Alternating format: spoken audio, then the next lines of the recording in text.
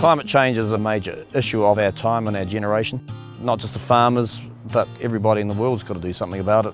And I'm very proud to be part of that, growing trees.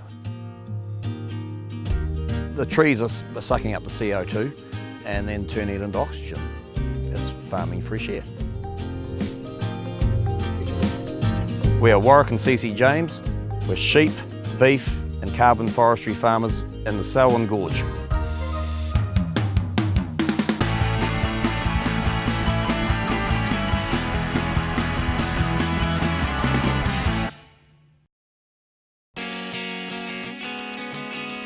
I farm flagpole with my wife CeCe and their 3 children.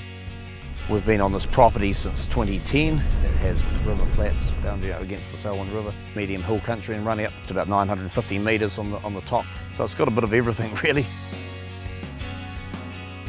We've been farming limousin cattle since my father imported them from France in 1973, and we also run Perrindale sheep as well. We have 1,300 hectares on this property, and of that 520 hectares are in the permanent forest scheme, which is part of the ETS. With New Zealand's obligations to get our emissions down, the trees play a fairly vital part in that. While they're growing, they're sucking up carbon. They're sequestering about 50 tonnes per hectare per year, so MPI regulate it and monitor it. They send representatives in to measure that, so we know what our carbon stocks are, and we sell that carbon to people who are actually emitting.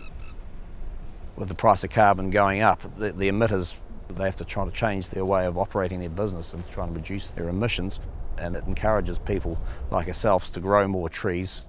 So it's another option for hill country farmers, it's another form of income, and it's good land use for marginal areas. It's a feel-good sort of business to be in, and we're certainly very proud to be part of that. I've always thought of myself as a sheep and beef farmer, and never thought that I'd be carbon forestry farming. But that's just farming for you. You've got to go with changes and adapt to them really. Farming does have its challenges. You're sort of measuring yourself against the elements, constantly making decisions, whether it's dry or winter conditions, and there's probably easier ways of making a living, but this is pretty good. It's a privilege to be able to be here really.